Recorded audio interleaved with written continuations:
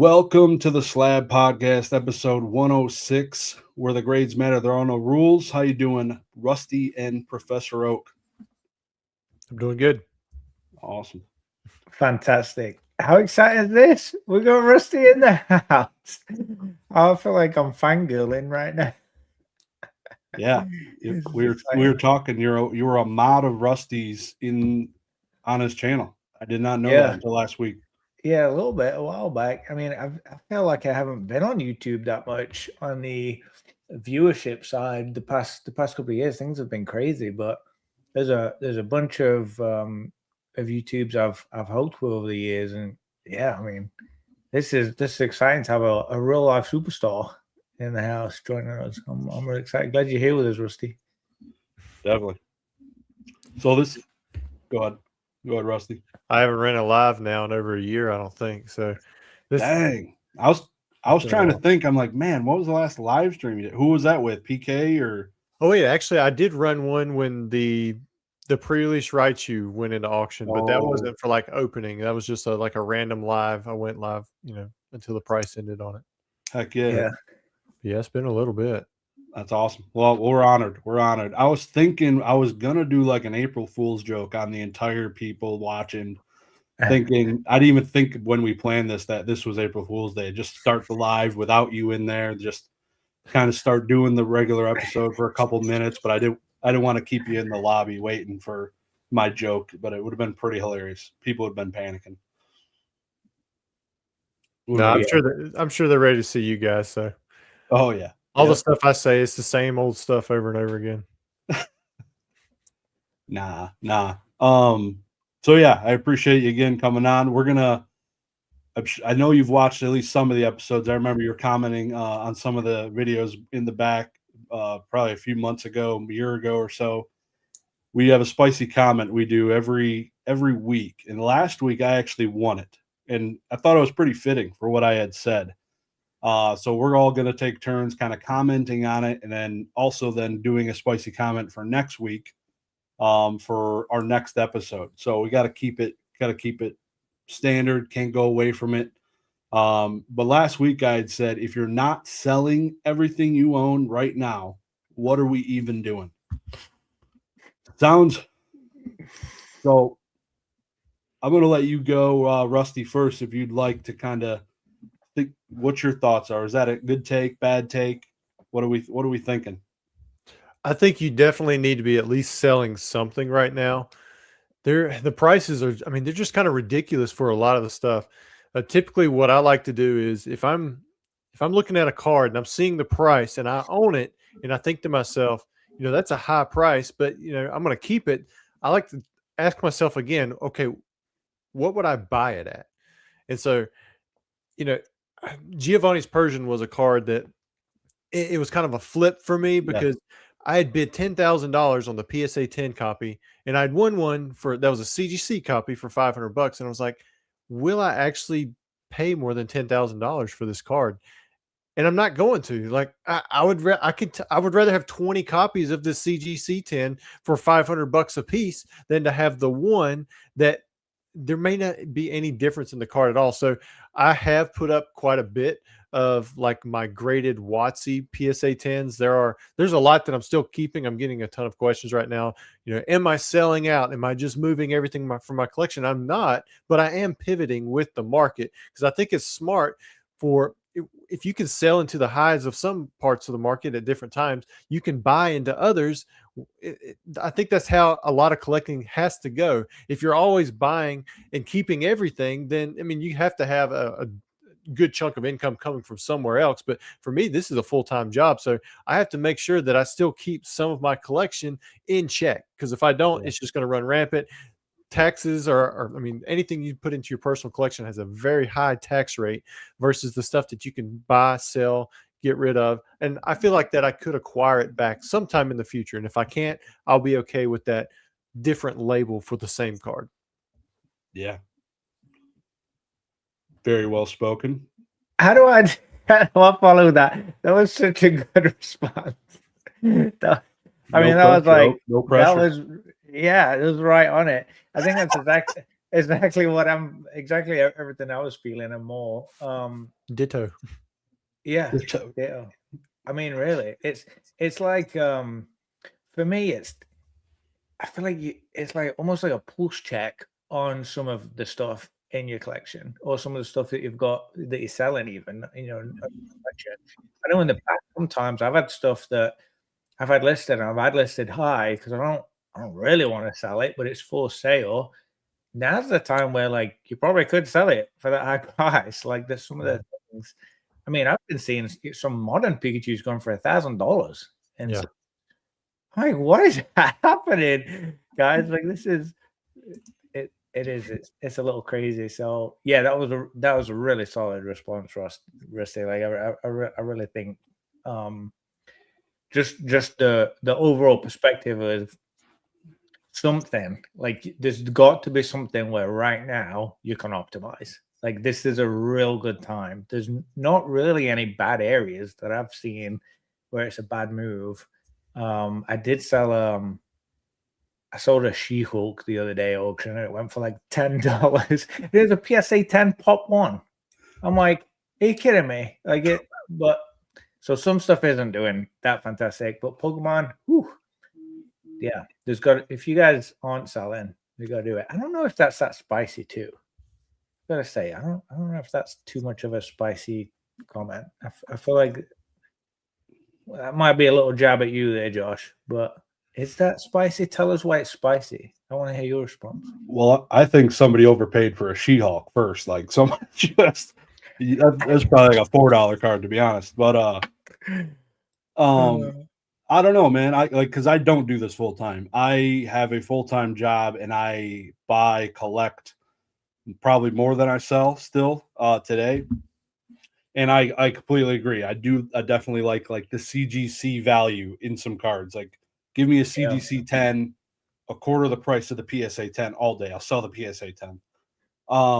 So I do definitely think that. And I said this comment basically like the bad guy on my shoulder telling me, is like, you probably should be selling, but man, here I am sitting I probably bought more in the last 2 months, more sealed stuff in Yu-Gi-Oh!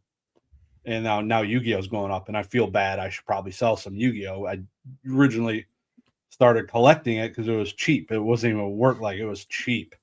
And that was kind of my outlet, getting away from Pokemon. It was getting way too expensive to collect. And now here Yu-Gi-Oh! Is it's not great. So I definitely agree. I definitely should be selling something, not everything. Probably hold the CGC 10s completely, totally undervalued from what they are. And probably should be leaning into the guys FOMOing at PSA 10s for sure is kind of my thought. For sure. Love it. Yeah.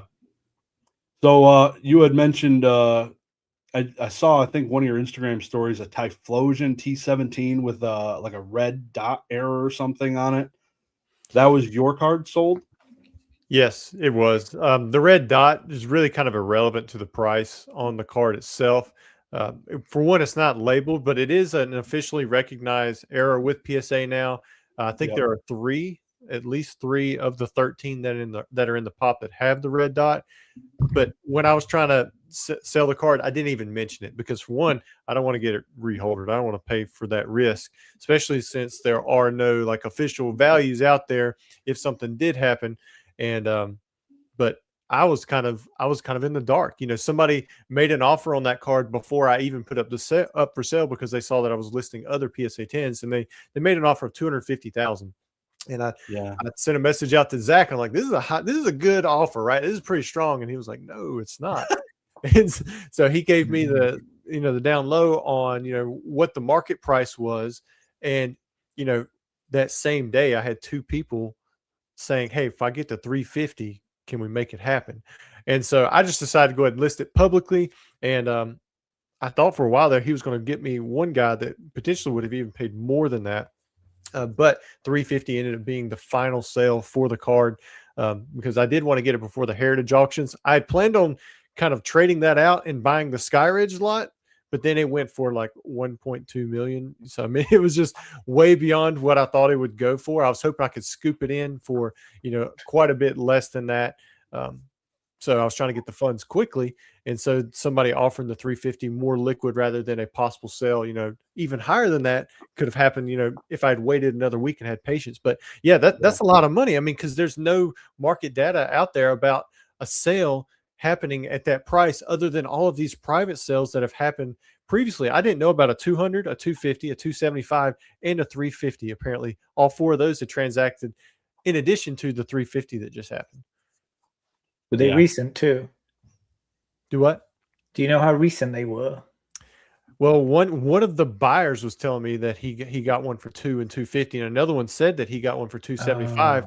And the way they were talking about it is like it wasn't that long ago. And I would think that it was in the past at least year, maybe 2 years, because not too long ago these were available online for like $50K. And I thought that was crazy then, because I was like, I got in at 10K. There's no way it's 5X, but I mean 350, that's 35X from where it was. And 10K was considered crazy when I bought it because it went through auction and nobody picked it up for $7,000. Like that was the starting bid. And then I got called crazy for buying it once it come back through again. And I just snap bought it at the 10K rather than trying to bid on it at the 7. Yeah. Jeez. But that matches the largest sale of an individual item I've ever had, because the only other item that I've had sell for that was the base first box that was sold to Logan Paul back during the boom. It's kind of crazy to compare a base first edition box to just one single set. Yeah. And that's not Charizard. I mean, it's from Generation 2. Yeah. It's crazy, man. It's crazy. What has happened since you had started on YouTube, whatever, 12, 13 years ago, I think? Like, the change between then and now is just nobody could have ever had predicted T17 Typhlosion selling for $350,000. Like, oh no, I mean, I had people throwing in legendary collection boxes with orders because it was missing the wrap on the outside. I mean, it was crazy. I bought a Neo Red first edition box sealed for $300 and a few other things, and then he threw in the LC box for free just because it didn't have the wrap on it. I mean, things were completely different. And this isn't 20 years ago or 25 years ago. This is just like, 10, 15 years ago. That's incredible. Yeah, that's so hard to fathom with where things are at right now. Yeah, it was so far away from that. Amazing. Yeah. Very cool. So yeah, I'd like to jump into the next week's spicy comment. That I do want to get in a little bit more about TCA Gaming, kind of some of your businesses and different things going on, because we had recently started our consignment business last year. So I like talking to the different businesses in the hobby that are obviously you've been going a long time. You had a brick and mortar at one point, and then kind of would like to just further understand kind of what you're doing here in a minute. But before we get into that, Oak, do you have a spicy comment? Start with you. Yeah, I'm gonna say 90% of the winning spicy comments are not spicy enough for me. I need more spice. All right, Rusty, what do you got? I'll be honest, I didn't come prepared, but me either. Thinking about it, go first. I think people need to focus in their own lane right now. They really need to quit listening to all the noise that's going on around them about, if you don't know One Piece, don't worry about One Piece. If you don't know, modern sealed product, don't worry about modern sealed product. If you don't know anything about vintage, just let it boom on its own. Focus on what you know and forget all that noise. Stay in your lane. Yeah. That's a good one. I know. Yep. I would say 98% of Pokemon vendors don't really know Pokemon very well at all. That's a little bit spicy. Yeah. After having just gone to a show this past weekend, it was pretty dark. Well, but yeah, so please everyone drop your spicy comments down below, and also post comments in the comment section now if you would like to have a question answered. We'll try and get to some of the questions towards the end of the chat. Try and plan for it. So yeah, please pop them in there. And also, before we even went live, Drew P, shout out Drew, 10 gifted subs. I don't, like I was telling Oak, I don't think I've ever seen somebody gift memberships before the stream starts. That's like next level. Appreciate all the legends coming in, saying hello. Thanks, Drew. That's awesome. Heck yeah. Good spicy comment. That was good for not being prepared. That was, you whipped that boy right into shape. I cannot complain about that. So what's new with TCA Gaming? Anything new, fun, exciting in the business? What's going on? Yeah, there actually is. I don't know if I can talk about it though. But basically, I'm hoping that it turns into something where I'm buying and selling in much larger volumes, but it's not really my business. I'm kind of a part of it, if that makes sense. I think there's a lot going on in the background right now that these big people that are coming in from sports and other places that, like, we've heard about their money coming in, but they're trying to optimize our market in the same way that they've done theirs. And where it kind of, I know a lot of people have said, it looks like we're starting to feel a lull and a flat line right now in the market. It might just be a temporary thing that has still a lot of potential to go upwards. I mean, we've heard a lot about potential as well from different places and how, we're still early. I don't think we really know, but I can see where right now it looks like we could have a trajectory for Pokemon that continues to just ramp up and continue to buy out all this product. Like, I've been hit with 4 pallets from my distributor in the past couple of weeks, and these are different orders. And typically that many orders, like, I would not have been able to move anything close to that amount of product in the past, but it is still just went in and out, in and out, in and out, other than stuff that I want to keep. Like, Pokemon is, I mean, they're firing off on all cylinders. I mean, Perfect Order, I don't really like that set, but they come out with a first partner collection that I love, and Ascended Heroes is still coming through. And it's, I mean, it is an absolute, I mean, it's a great set. But the thing about Perfect Order is, it's got cases that, I mean, that's like the gold standard, the blue chip, or whatever you want to call it. So people are still going to want some of that product, and it's still the newest set. And if I'm not getting bigger numbers, but the way product is coming in, and I'm still getting reprints from like Twilight, Masquerade, Elite Trainers, it's all getting eaten up so quickly. I don't know if it's just the gambling aspect of everybody, or Pokemon is really this big, or people just want the stuff and set it back, but there's still a lot of momentum in Pokemon right now. So I'm excited to see like how it continues. Like, you've got to pivot. If you're buying and selling right now, especially if you're doing this full time, like, you have to learn how to pivot and change with this market and to continue to work with it, or you're going to be left behind. We've seen so many shifts in how the market is really catered over the years. I think it's going to continue to do that, but that's why Pokemon thrives. Think about how they have a new generation just every few years. It's not this 20-year thing that, you have an entire age gap with. Like, the people that are 3 years younger than me, they've got different interests and likes within Pokemon. And then it's like that constantly. Pokemon is constantly bringing out something new Pokemon, and they're making them work. Yeah, the classics are the classics, and they're going to be the go-tos for a lot of the big money cards, but people are continuing to get into Pokemon, and the interest is there. So I'm still excited. I'm very bullish on Pokemon. Solid. You know what I think is interesting too, based on what you were just saying with, this, it changes, right? Like, you got to adapt, you got to be dynamic. And I think back to the past few years, how much it's changed. I mean, it's been a roller coaster past few years with pricing and demand, and what are people interested in, and what are they not. Things are definitely going to change over the next few years, I'm sure. But one thing that always fills me with confidence, maybe it's false, maybe you guys can correct me if I should be confident on this or not. But if I ever ask someone, is there cards you want to buy? Is there stuff you want to buy if prices come down? If they come down to a low price, they're like, yeah, I want to buy this, I want to get this, I want to get that. Even if prices are low, even if things come down and like people aren't going crazy for it anymore, there is stuff that I would still want to buy. And everybody says that. So the fact that everybody has things that they want if prices come down, for me, is going to stop things coming down, because there's just always going to be demand for it.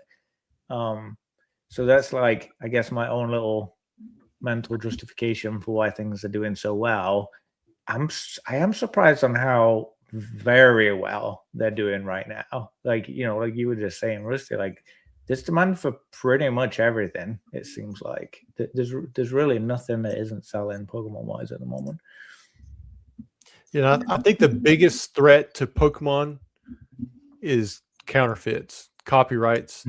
If somebody could get it down, like if China somehow figures out how to manufacture stuff on a global scale, and they can push out the cards faster than we can over here, and the quality, there's no difference between their quality and, you know, the real, then you're essentially, I mean, like, I think that is the biggest threat altogether for Pokemon, because you lose confidence as a buyer, from the distribution to the people who are buying from the distributors, from the people who are buying from the stores. Like the whole chain just falls apart. And so while I get Pokemon is strict on their IP, I hope that they enforce it better and more, especially with all these flash, mega, ultra, you know, gold cards, metal, anything that could potentially infringe on the real cards, the ones that we all love. If they can make those fakes so good that we can't tell the difference, then it's done. Like, because there goes the whole game. Because I mean, nobody's going to want to buy something where they can't tell if it's real or fake.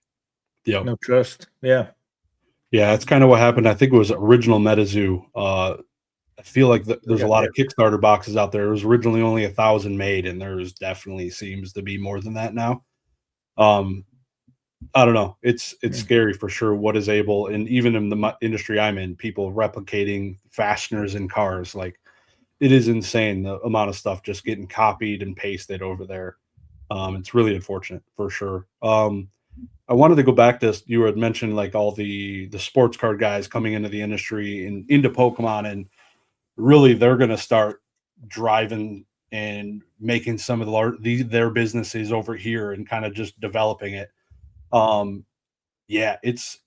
Sports cards have been around over 100 years, and trading cards have only been around since the mid 90s, and they were never thought about as like a business really until some version of some people on eBay, like 20 years, 15 years later, people were selling singles outside of being card shops. But it's so infant, I'd almost say, still, all of this. Like, it almost feels like the internet boom, like the web, the .com era of things. Like, I feel like a lot of acquisitions and things have happened, but I feel like there's still going to be so many that can occur. So many big names coming into this now. Tom Brady's got all his own card shops, like literally the go to footballs, like into sports cards, and has card shops. Like, it is a crazy time, and super bullish. I have been saying it since the beginning. I see it because it's just awesome. It's awesome to see, for sure. And something that I think that they lack right now, the sports card investors, it's not the money, right? The money is the asset that they have, that they can use as a vehicle to buy certain markets in Pokemon. But what they lack is that expertise. So when they team up with somebody who knows what to buy, they could wipe out WotC markets altogether. They could low pops for some of these cards. They could just take over certain sets and run with it, and they could own every bit of what's out there, especially with how hard it is to grade, with places like PSA. I mean, who knows? Maybe some of that's going on in the background. I don't really know, but it makes sense. I mean, I know that I've thought about in the past, if I had $1 million, I would just go buy every one of the WotC boxes that I see on eBay that are only a couple $100 a piece. I had that thought when I first started buying. It would have been a great investment, but I didn't have the money. I had the confidence and the expertise, but I didn't have the $1 million to back it up. And who would have invested $1 million in something like that? And so, to me, I think that can still happen. It may be happening right now. I mean, I really don't know what's going on, but that it could be pushed so much further. Yeah. Yeah. Real quick, just kind of wrap this segment up. Like, I remember the original Collecticons I was going to, like literally the first, second, third one I'd went to, there was no businesses really that had a booth. Like, maybe I want to say Pokemon World was, I think, the only one with like a full half section at the time. And now if you go to these collecticons, like just the number of banners that go up 10 feet, and like full blown businesses are pretty much controlling a lot of these different things, is just to see that development in 5 years has been insane. I love it. Crazy. And there's like, I don't even know if it's just sports cards guys too. It feels like just people too. Like there's just people from like every like walk of life think, oh, like I could probably make some money from this right now. I don't really know much about Pokemon, or I don't really know much about flipping or whatever, but I'm seeing everyone buy this stuff and then it's going up and you sell it, so I think there's a naivety to it, and I think probably especially over the past few years, probably a few people that have got burnt pretty bad and then sold out quick. Maybe they're regretting it now, now prices are up, but I know we've heard of people spending a lot of money on like credit cards and doing some pretty crazy decisions. I do feel we're all smarter over the past few, having gone through the past few years, vicariously learning from other people, but also our own buys and sells and stuff. I feel like we're on a trend to like just keep making this hobby better. I still consider selling part of the hobby for sure, not just the collecting. Like I think that is for us three especially, like I feel it's a pretty big part of the hobby for us now, and obviously they're communicating on it. You could learn a lot from selling. Yeah, I've learned way more from my peers from what they've been buying and selling than I have probably from what they've been buying and collecting. I think on how they're optimizing on that side of stuff. Yeah, that's a good point. Yeah, you haven't experienced customer service until you sold things on eBay, and the number of people asking for pictures of every corner. The card is actually already graded. What are we doing? Like, man, I had a guy, I don't even know how he did it. I had a guy the other day message me for pictures on an item that I'd already sold. Yeah. And he even messaged me. And I was like, why? Why do you want that? eBay's its whole its whole own thing, that's for sure. Yeah. Yep. All right. A couple things here real quick. Shining Cards and Collectibles. Shout out to Mr. Raymond himself. Oh, Raymond. But this is for Rusty, so we owe you $20 here, Rusty. What's up, Ray? And we also got Mr. Peek At You. What's going on? He had said, Rusty, could you please record this year's annual meetup at the compound? Would love to make it one year when the kids are older. Well, just reach out, send me a message if you're around this year. Just come on by. I don't typically carry around like a phone or a camera with me almost anywhere I go. Like when I went to Collectopia, I got back and I realized I took like 2 photos. I mean, for the whole time, and it was just because I had bought something and I wanted to make a post on Instagram, like for the table and stuff. Like my wife, she's the one who does all that stuff, but maybe I can get somebody to come in here and just like record stuff because it is fun. Last year I set up that little mini museum. I don't know if I'll do that again or have the ability to do that again. I wish I had did a little bit more, with the people here, because my memory fades, that's for sure. But I do remember it's a fun time. Yeah. Amazing. And I forgot. Go ahead. I just said that's amazing. Yeah, it's so cool. How was it to be inducted to the TCG Hall of Fame? How was that? It was just surreal. It was an honor, like I'm getting up there. It's just like, I mean, what do you say except thank you? And, to all the people who've supported you along the way, give thanks to God. And then what else? I mean, what else is there? I mean, because there's so many people that I'm speaking to that are right in front of me. They're all big collectors as well. And just because they don't have an uncut sheet from first edition base set doesn't mean that they shouldn't be up there either, So it's like so many, like, there's people that were standing there that were, that I walked around and talked with that all helped me through my journey as well. So like it's a community effort. It's one of those things where they had stories about conversations that they had with me, but I had stories that I had with them or memories, and so it's like a give and take type thing. And I mean, I didn't even show up, but man, they had these custom made jackets that were like really nice. I didn't have a Leatherman or anything like that from high school, but it had like Hall of Fame on it and had the year, and but you could tell like Jesse, who hosted it. I mean, yeah, golly, man, he put a lot of quality effort into making sure that everyone felt like recognized, honored, took care of the families. A couple days, there at this nice hotel. He put a lot of money and effort into it. And so it was really cool. And I'm excited to be a part of like helping induct other people as well.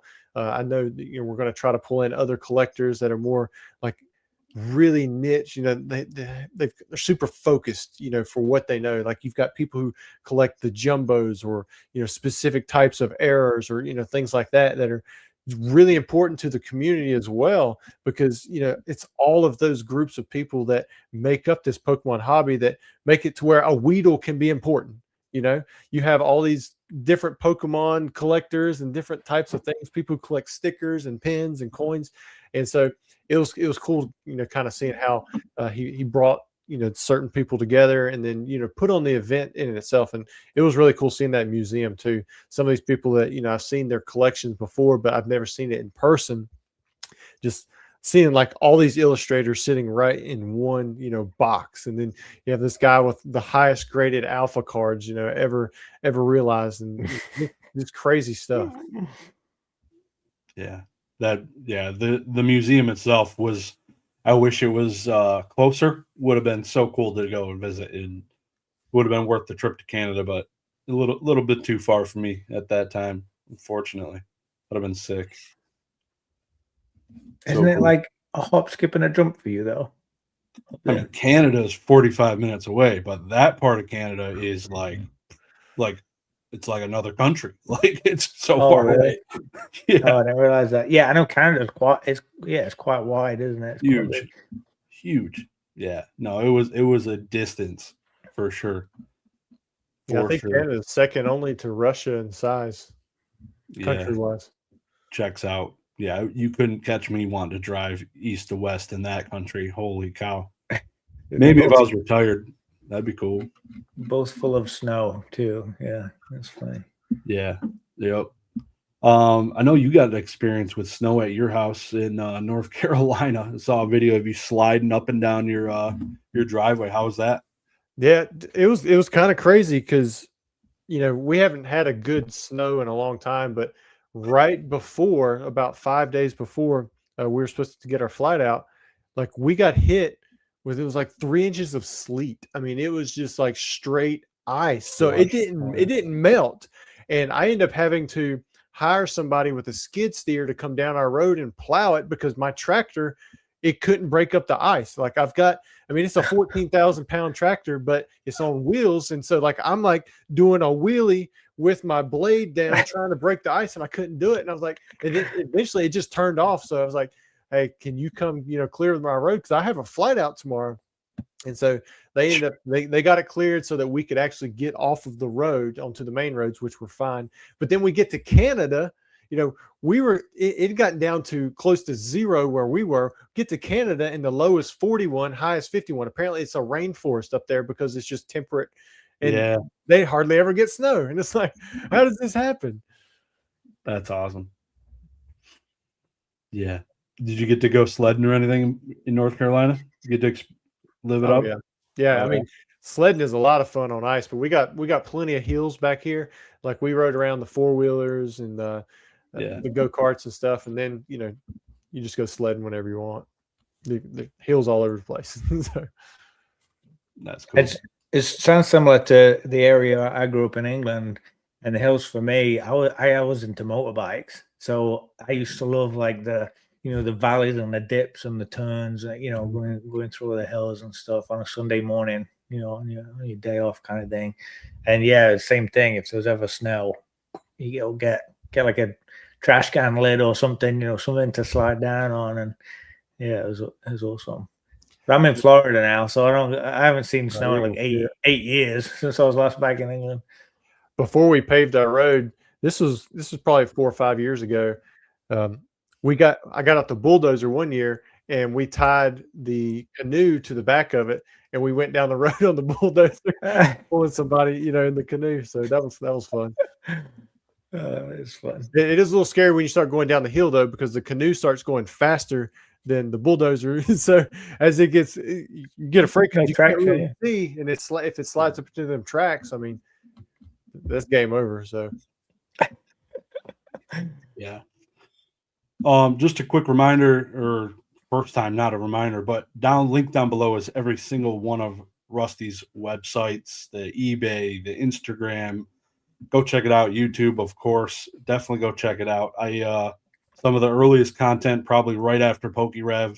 It was probably PokeRev, Leonhardt, Pokenomics, and Rusty was like probably the first 4 I ran into finding YouTube content, going down the rabbit hole. So definitely lots and lots of stuff to go check out there for sure. Follow his eBay to watch all of his plays. Wasn't that such a fun feeling, like discovering Rusty and all the OGs? I so distinctly remember finding your YouTube channel, Rusty, and finding other people's and just thinking, oh my gosh, there's people that are into this and they actually know it. They know what they're talking about, and they're talking about it like an adult. They're talking about in a way that I would want to talk about it and listen. Yeah, I just remember listening to so many live streams and videos, and every night I was hooked. Yeah, and I think a lot of people will. I think that's why YouTube's done so well with it. I think it's been a big driver for the boom. I don't know if we would have boomed that hard the last few years without YouTube. I think that's an underestimated aspect of the hobby. I really do. Yeah. I think it's social media in general. The world's not ready for the impact of the markets. And we already saw stonks, we saw GameStop, what happened to Reddit and what they could do. It was insane. So it's going to be a ride. I'm not ready for that. That's for sure. Rusty, do you think YouTube's been a big part of your journey? Or do you think it's been just a side aspect of it? How big of a part do you think it's played? It's been a lot bigger than I ever expected. That's for sure. I had even forgotten about my YouTube for a while there. I remember it was 2016-ish, right when Pokemon Go had come out, and I'd opened a store. I was just I would record a video here and there, and then I just kind of stopped. And then I remember going to the Hartford Regional Collectors event that was in 2019, and I had some people coming up to me, and they're like, "Man, you got 18,000 subscribers. That's a lot for Pokemon." I'm like, do I really? And I'll go in there and look, and that video where I opened up the first edition base set box, it just continued to get subscribers. And so I had no idea that, it had blown up. And so that had gotten a lot of subscribers for me. And I was like, well, maybe I'll just start posting stuff here and there again. And then for a while, I actually posted a video every day for 2 years. And it didn't matter what I posted during that time. It was minimum 10,000 views. And I'm like, this is great, and yeah, almost all of the videos were of people sending me their heavy WotC packs and having me open them for them on camera.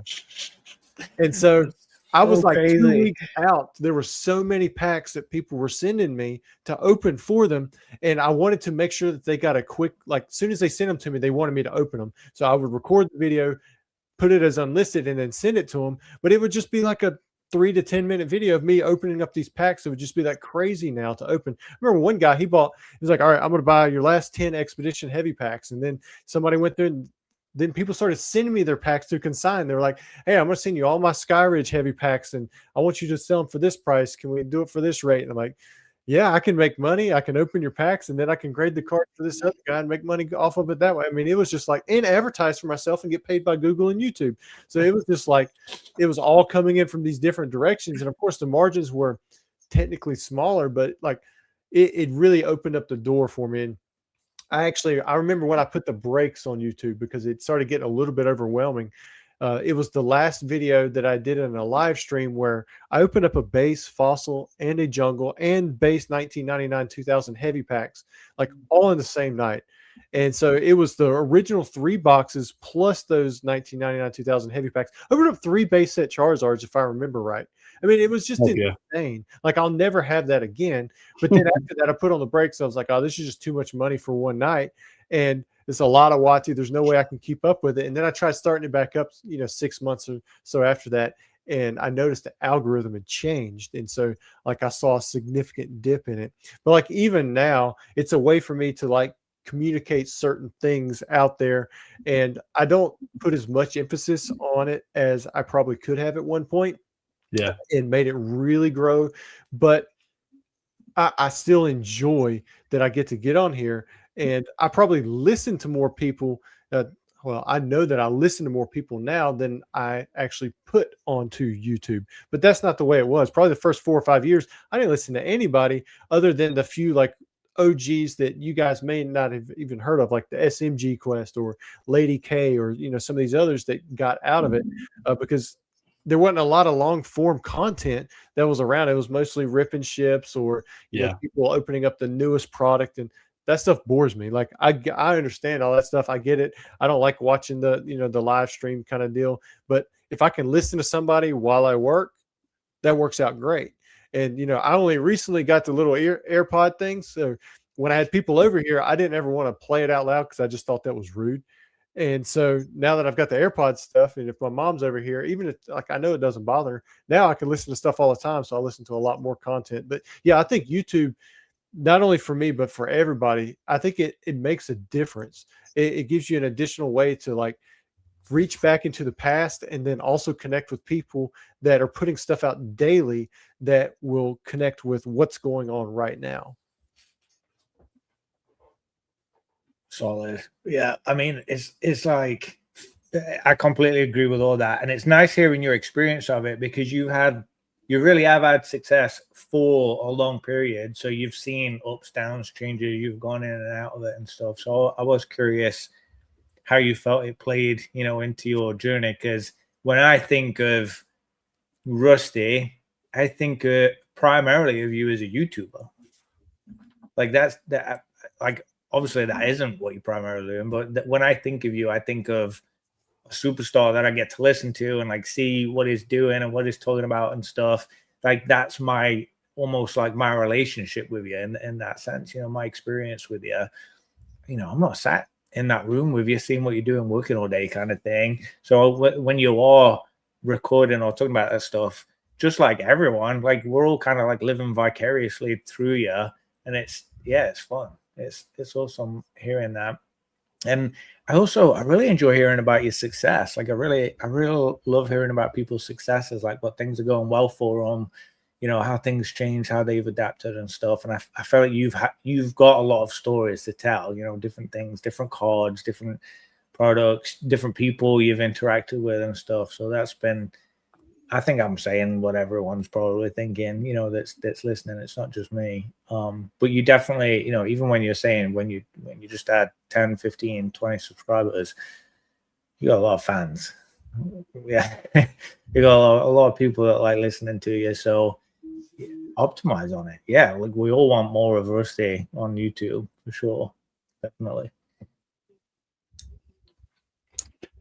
Yeah, I definitely, like I said, it's been awesome to have it to listen to in all my time, like when I work from home, and I definitely look forward to maybe we'll get a TCA Gaming podcast. Maybe, who knows? That'd be something. That'd be something. You and the nephew or something. One thing I wish I had did is, I don't like to spoil what happens in the video in the title. But then I forget to go back and change the title, like, later on after the views die off. And so I can't ever find where I have some of these really cool pulls. And so I had to, just to find my Crystal Charizard pull, like, I had to, like, really search, and then I found it. And I think I changed the title, but I made a short real quick. I was like, I'm going to make sure that I could find this, because, that was one of the coolest pulls I ever had. Very last Skyridge Heavy Pack pops right out, and then the dude grades it, gets a 10 as well.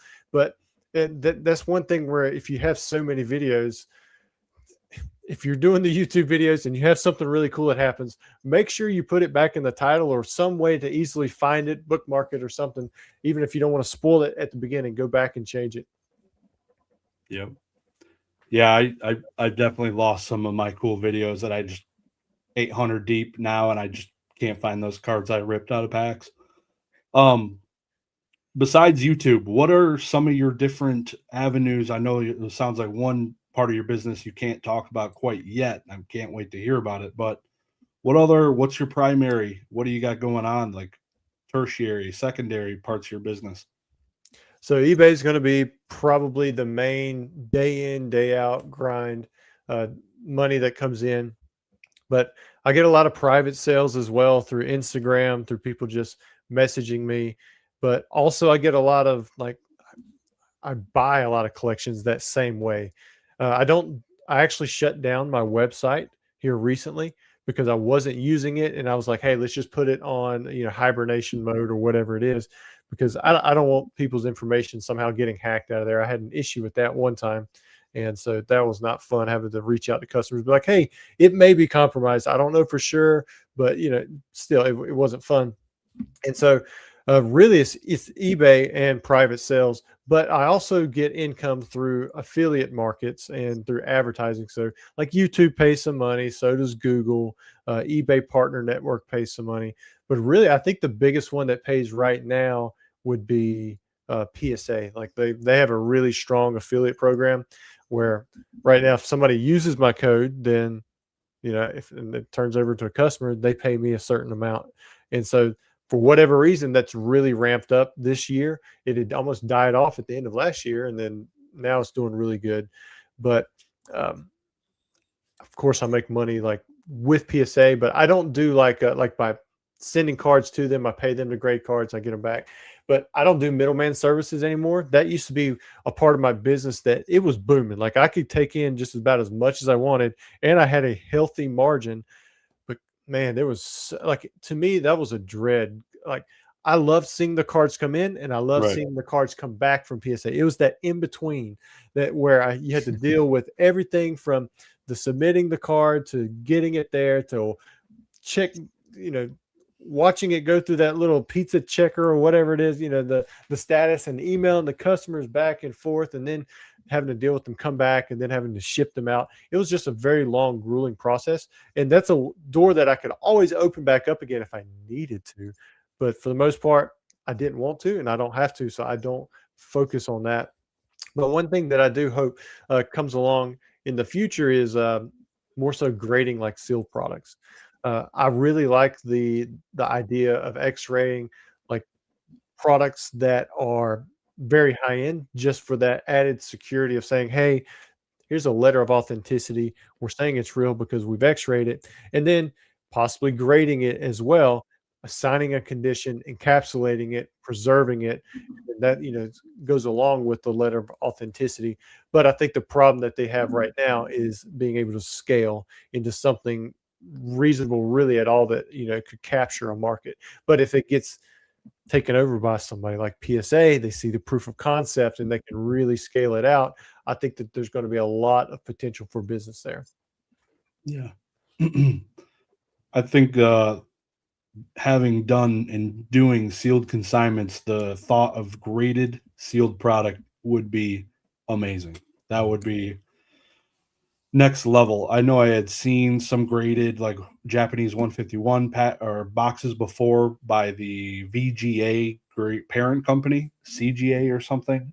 I'm really curious, the one you had sent it to, I forget what the name of it was, but do you know how their grading scale is going to be? More like comics? Do you think it'll be like cards, or is it going to be more like video games where they're actually grading the cellophane and the cardboard separately? I have no idea. Yeah, I assume it's just going to be whatever I don't want. It's not going to be a 1 through 10 scale where it's only whole numbers. It's probably going to be 9.2 like we see with the games and everything, which is just dumb. Like we all just want the whole numbers. Give us the whole numbers. Drop everything else. Let's be done with it. Let's make it nice and clean, easy. If I get a 9, I get a 9. there's not much difference between a 9 and a 9.4 to me. I mean, yeah, if it's a 10, great, I've maxed it out. But if I get a 9.8, like that's already going to be annoying to me in the head. But you know, they're going to do what they're going to want to do. So I hope that if somebody ever does take it large scale, that they just eliminate the halves and the tenths, and if God forbid that it goes even worse than that, you know, down to the hundredths or whatever. yeah, go ahead. I think we'd need PSA or CGC or someone to take it on, like you were mentioning there, for it to really get traction. I think there's going to be a lot of trust needed in it being agreed, too. sealed, you know. Yeah, but definitely a lot of opportunity. I think they could, if they did do it and run with it well, and the grading scale wasn't too silly. I mean, I think it could be pretty special. Yeah, I'd be really curious to see what prices would look like. Right now, it's relatively expensive. It's like some of them are a little less, like if you're talking about individual blister packs or smaller boxes, but like a regular size booster box, you're looking at about $250 or so. And so it's going to eliminate a lot of the lower end boxes. But I mean, yeah, I would send 151 boxes. Like I'm working with them now. Like, hey, I'd like to send you a few cases of the Japanese 151. I want to send them to you in case so that you can open the case and actually label them as uncirculated and then grade them as well. So they're going to be guaranteed authentic, uncirculated, and they'll be graded. Like for a set like 151, man, I would probably, if they could get it done and you know, I could get decent grades on them to where it's not atrocious and I could trust everything that they did, I would send them all the cases. Like, why not? Like, I think that's going to be a set that people are going to want and collect. And if you can establish a market for it, why wouldn't the market eat up thousands of those boxes when they ate up thousands of the raw box? Yeah. Yeah. For sure. Yeah. So many people. Well, so many people want that. So many.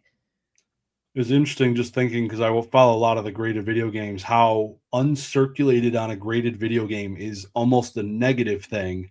Really? Because then they know that there's an unopened case floating around and there's probably a decent quantity of those. Whereas for Pokemon and sealed products, it in my mind is completely different. It's okay, now I know this like a dollar bill was uncirculated. You know, the thing is crispy.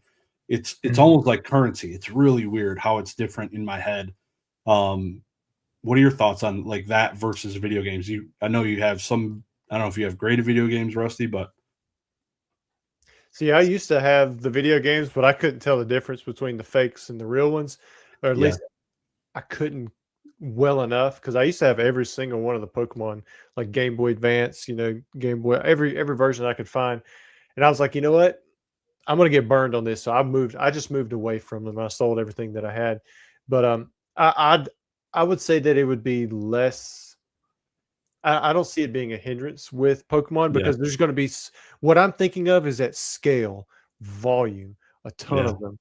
And where there's going to be less, you're talking about sets like base set. Like that's where you're going to be able to find a case, open the case, and grade the 6 boxes. It's not going to be common, but to me, I would rather have that, knowing that the case was opened up, then the boxes were scanned, labeled as uncirculated because nobody else touched them, and then they were graded. I would see that adding a premium rather than pulling away from it, because people aren't going to care that there's 6 of them out there. They're going to be like, where are the 6? I want to buy all 6, versus, hey, there's 6 of them out there. That's going to destroy the market. I don't see that happening with Pokemon. I believe that demand is going to be on a different level compared to what I think you're talking about. Whereas, you know, a case of a particular game might hurt the market because that's too much for the market to handle.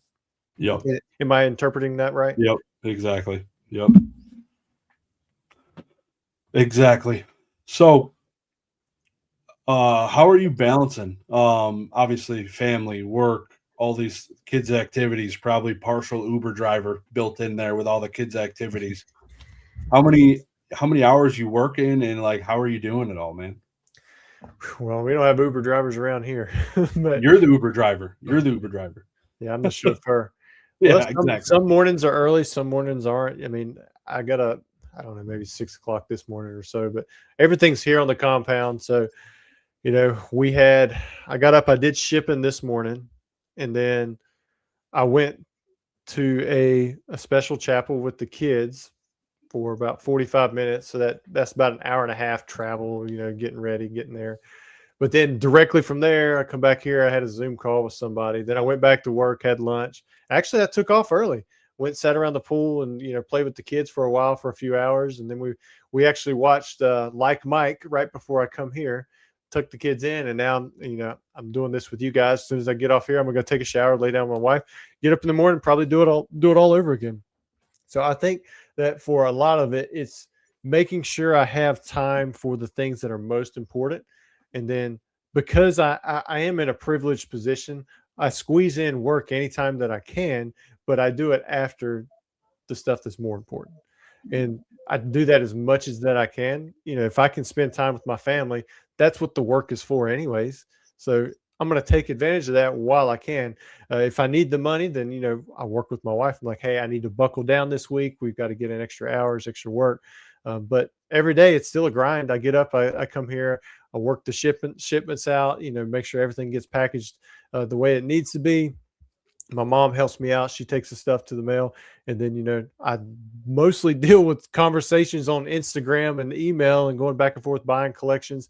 There's so many different little things that when you get into doing this full time that you don't really think about that eat up your day. Like I had 2 days last week that were eat up completely with me working with the U.S. Postal Inspection Service and detectives trying to find who is stealing my mail in the post office, going to the postmaster here, having them print out all of these tracking numbers so that I can analyze the data and find out where the weight drops off so that I can pass along that information, sign affidavits, get police reports.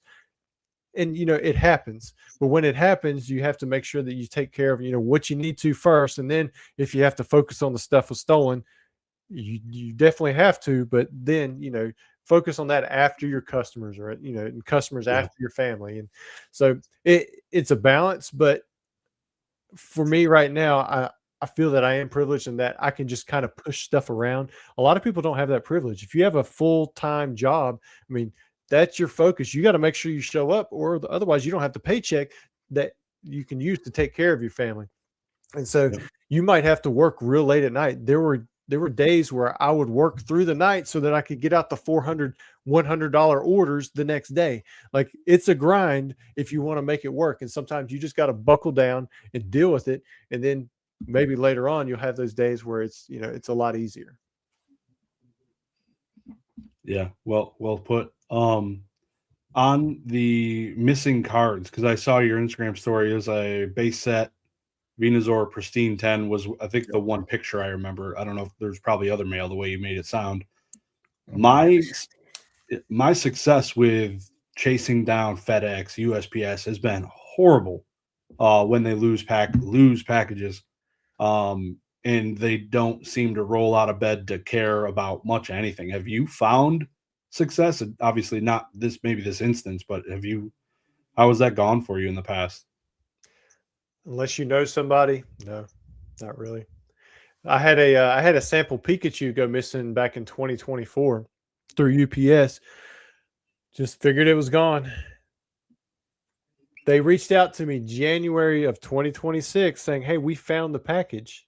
It's missing a commercial invoice." I'm like, "What?" I'm like, "Just return it back to me. I need it back. I've already refunded this customer, over a year ago." Like, okay. And they confirmed my return address. 10 days later, I'm like, "Why has this not come in yet?" I called the lady back and she was like, "I don't know. Let me go look at it." And she's like, "Oh, it was marked as fraud and it's been seized by UPS." And so for the next 2 weeks, I chased UPS around. I was one step behind. I mean, I've made 100 calls only to come to the conclusion at the very end that they thought my label was fraud because it was no longer in their system. I provided them with the receipts showing the label because I'd opened up a claim with them years ago, back in 2024. And after I get through all that, through the proof, they're like, "Well, it was just a few days ago. It was handed off to our third-party courier. Once it's loaded on their truck, we don't see it anymore, and there's no contact so that we can't take any liability. It's been destroyed." So they destroyed a sample Pikachu that should have been returned back to me because they lost it over a year ago and there's nothing I can do about it. They sent me a $100 check in the mail for the covered insurance from that time in 2024. Like, and I wasted days chasing this thing around, talking to so many people I knew within UPS, people local in different. I mean, I called every place that I could find. I mean, because they ended up having 2 different tracking numbers on this thing. I mean, it was crazy. I mean, it was nuts. I emailed so many different places, but it was destroyed. I couldn't do anything about it. And, you know, I knew people I thought I knew people that could get me to where I was supposed to go. But even still, they just, you know, they're going to do what they're going to do. You might get lucky every now and then and be able to retrieve something. But for this right here with this Venusaur, I'm hoping the guy got away with it. He feels safe and he posts it online somewhere. Then somebody who sees it knows that it's stolen, and then maybe I can have the guy caught. I hope it's not a ring, because I'm pretty sure it's the entire regional sort facility that's down in Charlotte, because there's the other sellers and other people in my area. Same issue that the detective is working the case on right now. And this a lot of mail that's getting stolen from that facility. Yikes. That was USPS, right? Yeah. Yeah. UPS was the sample Pikachu. The Venusaur was USPS. But the worst part about that is even if you have insurance, you can't claim it because it's fraud. They cover mail lost. They cover mail that's been damaged, but they do not cover a package that shows as delivered, but you can't prove that the item was ever in there. So once it shows up empty, it's not damaged and it's not lost. It's just, it was stolen. It was fraud by the mail system or by their, determination. It could have been the seller too. They could have just sent an empty box and made the claim. And so I kind of understand it from the insurance perspective, but you as the seller, I mean, you automatically lose those cases. Like, you have no protection. Yeah. Yeah. Not great. Yeah, I think I saw something about me and you had, at least, I don't know which one you use now, but at that time, I think I have that insurance company currently. And, yeah, didn't realize, like, if it shows up delivered and it ends up being fraud, then you're kind of wrecked. But all right, that's fantastic. Anything you're collecting nowadays right now? Like, is it just turn it off, sell the things you can, or what's affordable? Like, what are you buying?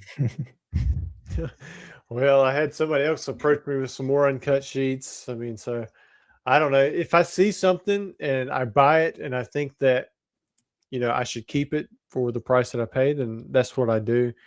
But yeah, I am still setting stuff back into the collection. I'm still buying Yu-Gi-Oh stuff. I'm still buying Pokemon stuff. Today, I have another building now, and I just set back 40 cases of the first partner, stuff. Because even at $50 per box, I think that it's going to be fun, in the future, just because people like chasing that Kanto. It's got that Series 1. It's got 2 good packs in there too. So I really like those. So I'm just setting back, a decent chunk of those. If I get too many of a loose pack from breaking down things, then I make boxes of 750 of those particular packs, and then I just store them in a building. I label it, and I just set them aside. That way I can kind of keep what's here that I'm selling on a constant basis kind of consolidated. But I'm always setting back 20 to 30 cases of booster boxes for each set. And then I'm trying to set back at least 20 cases of each specialty elite trainer. Anytime UPCs come in, I try to set back quantity 200 of the ultra premium collections. And then there's other specific items. If I see them and I think that they look really nice, then I'll set them aside. But for the most part, if I think it's a dud type item or there's nothing really specific about it that I like, then I'll break it down. I'll sell the packs out, and then I might grade some of the promos or just move them just to kind of create space. Is there one main distributor you work with? Matt, so you got, like, he's your primary source kind of thing. I guess you got a good relationship. Yep. I had several at one time, but Matt Al's was always providing the best customer service, and they would match any price at that time. So I ended up dropping all of my other distributors. So I just have the one, which is a risky move, but it's paid off for me because, I work directly, with some of the uppers there, and, occasionally they'll ask for information. and I'll share, my take on different things. But yeah, it's a good working relationship. And so if they ever decided they wanted to drop me for whatever reason, I guess I wouldn't be buying Modern anymore. I just have to buy it off the secondary market. So I guess I'm dependent on this one distributor for that reason. But at the same time, I've given them good business for over 10 years, and they've done really good by me. So I'm going to continue to give them business as long as they want it. I feel like I've only ever heard good things about Mattel. Like I don't think I've ever heard anyone say bad stuff about that. So I guess that's good. Yeah, that's awesome. They only have 2 facilities, one in Kentucky and then one in Alaska. So if you're in, I don't know, Arizona, you're probably not going to get the best rates from them. Yeah, I don't think I knew they had an Alaska one. Seems I think I was aware of that. Yeah, that's odd. Mad Al reminds me of Al's Toy Barn in Toy Story. Basically the same thing. Have you thought about doing like eBay Live or anything like that, developing that side of things? Yeah, but I mean, I couldn't keep up with lives on YouTube. I'm not going to expand out into eBay. I can just take everything and send it to auction and let people bid on it. I think it would be an easy move to move stuff, but it's like I don't need to move stuff fast. That's never been my play. Like I've always bought stuff and just kind of priced it where I wanted to and let it sit. And then if it wasn't, if I couldn't price it reasonably at those places because there was too much competition, then I just sit on it and I wait. Yep. And then when it's ready to sell, then I'll sell it. Yeah. Yeah, it is almost the polar opposite of your branding, like of your business style for sure. Because I think with eBay Live, a lot of those lives is grabbing singles, selling them, grabbing singles, selling them. It's just like sourcing and selling as quick as possible. Yeah, definitely a different business style to what you've been doing. Rip and ships are a lot of work too. I mean, you got like I would do pack lots. The smallest pack lot I would do is 10, but some people do like single packs, and it's like I have to go and pack that individual, order and take care of that and make sure everything's sorted as I'm doing it, during the live. Or I can just put it up in 36 pack lots, and if somebody buys it, then I just got 36 orders all at once. Or sometimes people buy, Right. whatever quantity you have, and then you just ship it all to one place. And it's easy because then I can do it all at the same time in the morning. It's all organized. eBay's already done it for me. And so I think there's a lot of ways to make money in this hobby. If you're willing to run hard and, work with what you have, like I did that for many years. It can pay off to where you don't have to work as hard later on and you can still make the same margins. Yeah, I think that's I definitely would. It's interesting to me because I would love to open packs and get paid to do it. It sounds fantastic, but I don't want to rip my own product and do it. Like I don't know. I'd rather like have somebody send me their packs and I ship and I rip them for their eBay just because I'd like to rip packs. That'd be fun. Getting paid to do that. It's a dream. Beyond that, it's a nightmare. I kind of like selling on eBay, and I kind of like the anticipation of something just sitting there and just not knowing if someone's going to message you or send you an offer or if it's just going to sell. And I've always been surprised at like some stuff that's sold really quick and some stuff that's, sold. Like I've had some surprises, but like I like the experience of it. And I think for me doing the eBay Live version, I think it'd be too quick, too much going on. I think I'd be exhausted after a couple of hours. It'd be so tiring. Not great. Great. Yeah, I like that. Like what you were saying, Rusty. Like I like that getting up, getting everything packaged, the labels on, and then just having a big pile. When you've had a few sales and taking it, dropping it off or whatever. I like that aspect for sure. Yeah, it's fun. You probably have a pretty big pile though. It's not too bad. Now it's usually like most days are less than 30 orders. It used to be crazy, but now it's not so bad, especially since I've weeded out a lot of the lower end stuff. And so my biggest pile days are like when I have a lot of sealed product new that come in, But I try to limit that stuff to like quantity 4 or 8 max that I have on eBay. So like with the Ascended Heroes, I just recently decided to list my extra Elite Trainer cases. I'm not doing the individual packs or the Elite Trainers. I'm doing the entire case. So I can put quantity 4 up for the case. And if all 4 cases sell, then I just sold, all of those Elite Trainers, but I have max 4 shipments to send to. So it's $6,000. And I don't have to deal with 100 customers. Just got to deal with those 4 customers. And so it used to be where that didn't work out. Like if you put something from you have 1 Elite Trainer and then you try to sell 10 of them, it was going to be less per Elite Trainer. It's the opposite now. If you have the sealed case, that brings a premium. So not only are you making more money per Elite Trainer, but you're doing less work to get it to the end customer, and you only have to deal with 1 customer. Huge. We just kind of talked about that a little bit on the last podcast. I think they probably should have a bit of a premium if it's a sealed case. Yeah. That's an interesting take. And I'm guessing with the position you're at right now, like that sounds like pretty manageable. And obviously, you're talking about being able to balance it throughout your day. Some days being busier than others. So I'm guessing that you don't have any work contracted out. You don't have like a remote employee or like someone contracted out other than maybe family helping with some stuff, right? Not really. My mom, she gets up in the morning and she works. Like she'll do some packaging stuff, but it's really just to give her kind of something to do each day to make sure that she's moving her bones. But I mean, I will say, all the small stuff that I used to have, like the dice, the Elite Trainer box, contents with the sleeves and jumbos and things like that. They were cheap, but they were too much hassle to actually sell.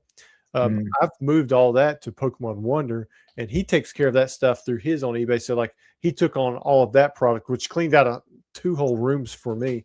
I guess you could say that's kind of like that, but really he just sells it, and then as he sells it, it's like he buys it back from me. So almost kind of like consignment. But for the most part, no, everything that I have is just, I get it in, I put it up online.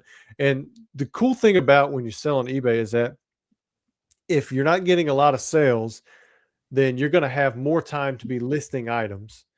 If you're listing too many items, then it's going to lead to more work. And so eventually you're going to find that equilibrium on how much you're selling and how much you're working just naturally, as long as you're putting in the time and effort each day to, make sure that grind is continuing to go. Yeah. Definitely. I got one more question on my list, and then I have a few questions and a couple starred questions that I'm going to jump into. So if anybody has any questions, please post them in the comment section. This is your chance to get a question answered by Professor Oak himself. And Rusty, of course, and myself. We will join in if we shall. Are you changing anything? But obviously, it sounds like maybe the one thing, the high volume thing. But is there anything changing for you in 2026 that you weren't really doing last year or the year before? Is there any adaptation? Well, the potential for grading sealed product, that's not something that I've really done. I should be getting back some of those boxes within the month to see how like the first round went. But experimenting with different labels, prints, different things to be graded, like blister packs, seeing how the pricing is done, on the market, that's all really just new. So like if I decide to sell something, I might undersell it right off the bat, or I might be asking too much and see if there's no demand. But outside of that, I have flirted with the idea of selling from like other platforms. I didn't realize Golden was like owned by eBay. So like I'm allowed to sell on Golden even with my contract with eBay. And I didn't realize that, but I had some of my people, because I had mentioned it. Golden mentioned it to me, and I was like, well, I don't think I can do that. I'm like, I've never been told that. And they're like, yeah, eBay will allow you. I'm like, well, I haven't heard that. Next thing I know, my eBay representative is reaching out to me like, hey, this guy from Golden said that you needed confirmation. And so I can sell on either one of those platforms, which would be kind of nice, handing off that work. But I've also, considered I can terminate my eBay contract at any time if I want to with a 30-day notice. I don't have any plans to do that, but I've thought about it, because if I did, then I could send everything to a place like Fanatics or these other vaults and get a decent rate and just have somebody else do all the work while I enjoy my time with the kids. Like that would really be the only way I'd want to exit the hobby, is if it just gave me more time to focus on, my kids growing up. I mean, I have a daughter who's 11. I've got what, 7 years, less than 7 years, and she's 18 and she might just be gone, And so it's kind of surreal thinking about it when I realize I've already lost over half my time, with her. And then my other daughter, 9, I have lost half of my time with her, maybe less. I mean, they're really smart, so who knows? They might leave the nest, before then. I'm hoping that they like it so much that they just stick around. Maybe they want to build around here, but I'm not going to hold them back from anything. So that is something that I've thought about, but also, what would I do? I don't know if I can turn off Pokemon. I feel like I'm always thinking about if not the conversations that I had during the day, like what could be the next move? Like where could I pivot, with, certain business aspects of what I'm already working on. And it's almost like the way that I think, I feel like has been wired completely different than what I was. Like I'm almost a different human being than I was before, taking on Pokemon when I went to college back in 2008. So would it take part of my identity with it? I don't know. Maybe I would just get back into it, if something like that happened, and I would just explore other ways to make money in Pokemon. I don't know if I could turn away every email saying, hey, no, I don't do this anymore. I'm not answering your questions, because I feel like that's half of my day as it is now. Like I'm just talking to people about what their collection is, advice on how much they think a card is worth, or your collection, I can't buy it, or I can take it in on consignment. I have all these different conversations within a day, but it's all about Pokemon. Like if I wasn't doing my own work, if I wasn't the one selling the stuff, what am I going to do with all those emails and questions? Am I just going to ignore all these people? I feel like I would still be in it. So I don't know. Those are really the only two things, I've kind of thought about for 2026, but I guarantee you there will be something else that comes about, because I feel like every year there's always some kind of change or pivot that has to be made. Yep. Yeah. Listening to the PK podcast with Mr. Herlocker a couple weeks ago, it sounds like Charlie's been inside of like the investments in some of these different companies, the different things growing inside of this industry. Has that ever been something that like the graded company, so my door just slammed, it just crap my pants. Have you thought about doing anything like maybe with that graded box company or something? Any of that ever interest you? What do you mean by a graded box? Like investing with them or being partnered with somebody like that and helping them grow. I've had people approach me about investing in companies and stuff, but I almost always come to the conclusion that no, I don't want to, because I'd rather, I don't know if I want to rely on other people for the direction of something. I feel like I would want to either just be completely silent and just let other people run it, or I would want to be, the one kind of in the mix making the decisions for everything. Because if I felt like something needed to go a certain direction and everyone else felt like it wasn't supposed to go that direction, I don't know if I would, if that would jive. Like I'm pretty easy to get along with, but at the same time, I like to be in control of everything that that I'm a part of, if that makes sense. I don't have to necessarily have my way, but I don't know, because I guess maybe I would know a little bit better if I ever did invest with somebody. I don't even know how investments work out. Like, what if you make a profit in a year? Does everybody split the profit and not put it back in the business? Like, how do you get paid? Do you only get paid when you sell out? Because then that's like, what are we building towards? I feel like if I'm the one who owns it, I can make all those decisions. That's why I don't like putting my money into like CD yields and things like that, because it's like, I can't do whatever I want to with my money.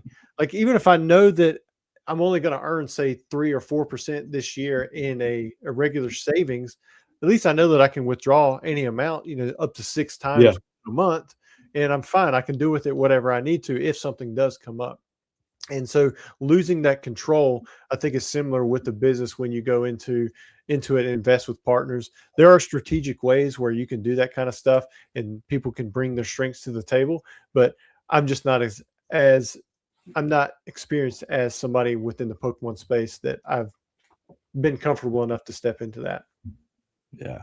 Yeah. And what's the need? Like, you don't need to, right? Like, you've got your own thing going on. It's not like you've got a bit of cash and you're trying to get into this hobby and trying to get involved with something. You already have a business that's successful and is up and running. So yeah, I guess there's no real need there for you.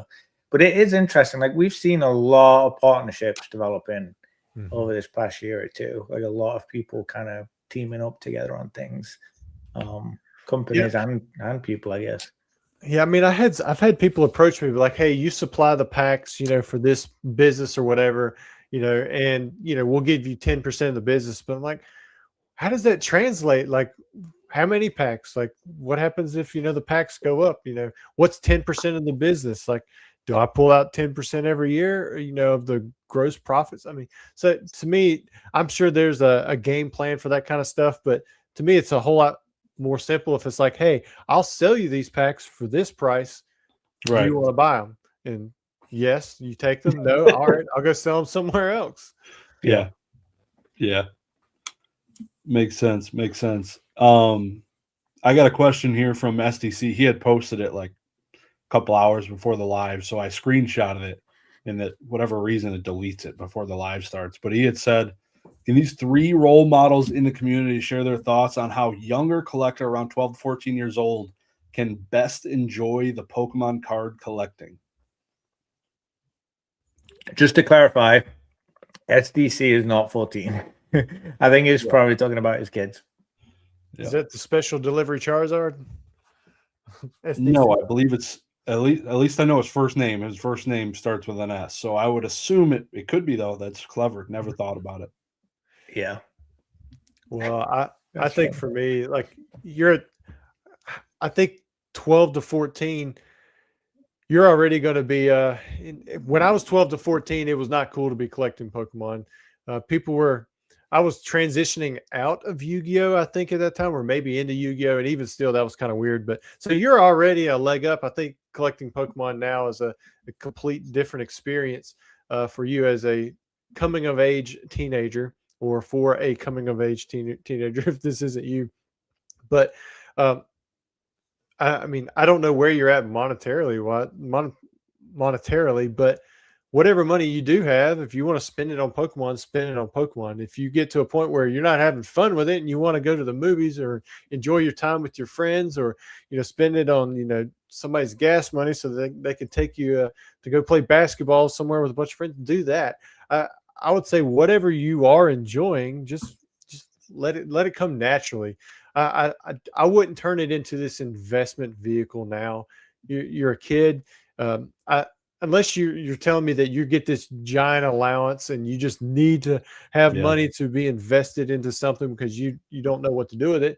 Like, just have fun with it in a way that you get those returns back for the time that you're putting into it. Because right now you're going to be making new friends. If you're in public school, you're going to be going to different schools. You're going to be having a lot of things that are pulling on your time. Maybe it's sports. You're going to be thinking about your future. You've got a family.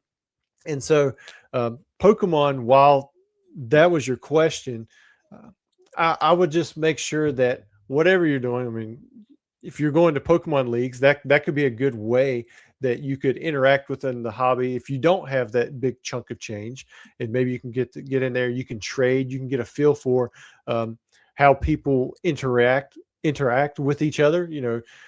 There might be other ways that you can go to online forums or come on YouTube, listen to people. If you're hardcore about the investing, I mean, you've got ways of finding the best things to buy into based off of the money that you have, but that might be very limited. You might not be able to go to a store and find a good deal. I mean, we're just in that kind of market right now. Maybe singles is the way to go. So I know that was a very vague answer that I gave to you, but when you're interacting with this hobby, I mean, there's so many ways that you can do it, and people develop way differently.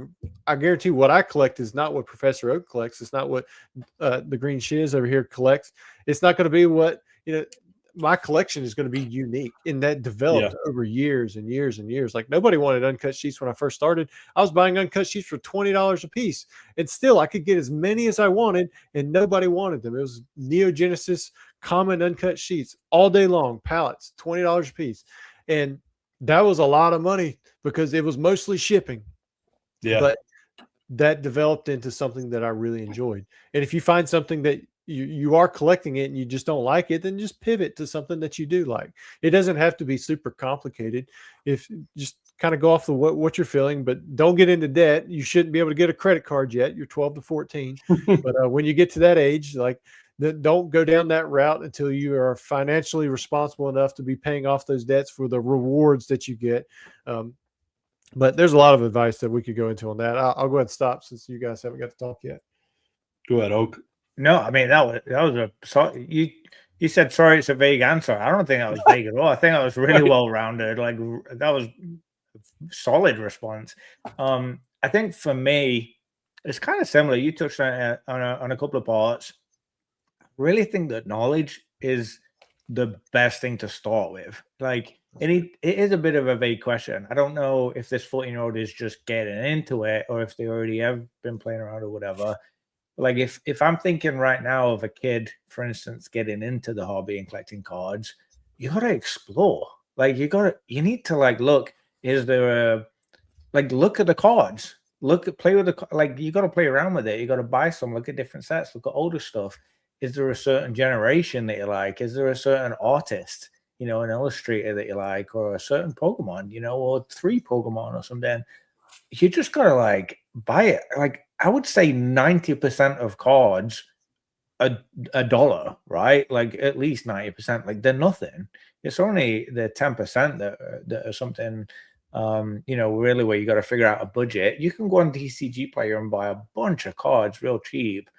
I have binders of an illustrator 2 binders of an illustrator that I like, two different illustrators. And I mean, completely worthless, but, like, I love those artworks in there. And I'm seeing, like, different Pokemon in different styles, and stuff. And then I have Pokemon binders and I have random stuff binders. I mean, I really feel like I've learned a lot by just exploring, looking around on websites, listening to YouTubers. I feel like there's so many avenues to gain that knowledge. And then, kind of like what you're saying, I think you're going to figure that out. Like, you're going to figure, oh, I don't like that. No, that's not for me. Or, oh, that's too expensive. Or, oh, that's what I want to do. That's what I want to collect. Then go do that. Like, you're going to figure it out by doing it and playing it around. And I say that, but I've done that and it's evolved and changed probably each year. It's been a different thing. It isn't even like you got it, figured it out. Like, okay, that's now what I collect forever and ever and ever. Like, no, something new pops up and then something might change, or, oh, actually, I should probably sell this because now there's this kind of thing. Yeah, I think you just need to be a little bit dynamic and explore and like want to soak stuff up and learn. Yeah, like, kind of build your knowledge. And at 14, you're definitely smart enough to be learning this stuff. Like, you're very capable to be learning and doing well at this at 14. Yeah, for sure. 100%. And just kind of pinpointing off what you guys had said, Rusty, you had mentioned the going to the playing Pokemon at the card shops.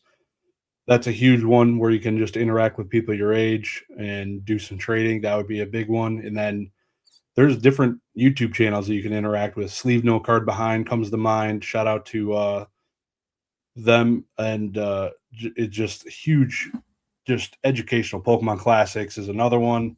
Bulbapedia, just an incredible resource for looking up different art cards. Like, my wife's she was not into Pokemon pretty much her entire life, but she loves crocheting, and crocheted Pokemon is like a thing. So gonna get her a little binder going, so that's a good call on Bulbapedia. That might actually be my most used Pokemon related website now that I think about it. I use that a lot. It's crazy. It's crazy. Yeah, so very cool. Yeah, appreciate good question, SDC. Couple more. I got a Ditto Faction question. He had said everyone calls Rusty a pillar of the hobby, and of course he's in the TCG Hall of Fame now. And to someone to listen to. So who does Rusty listen to? And who do you consider your pillars of the hobby? That's cool. Well, let me think. Earlier today, I listened to a little bit of Rudy with Alpha Investments. He's kind of fun. And anytime he drops something on Pokemon, I'm listening to him. He's not always, fully in there, but he's got some really good overall takes for those of you who just need a blanket answer for most of the stuff with Pokemon. Cardinal Gaming, I like listening to him. Pokemon Classics, I definitely listen to Pokemon Classics. I could probably go through. I should probably pull up my YouTube because I'm going to forget a bunch of them. But I used to listen to people like Jim Mint. I used to watch him. The very beginning was SMG Quest, Lady K, that kind of stuff. But I used to watch SM Pratt when he did his videos. He's more just like a private now. But I'm trying to think of who else. Old school Pokemon. I used to watch him when he used to do videos.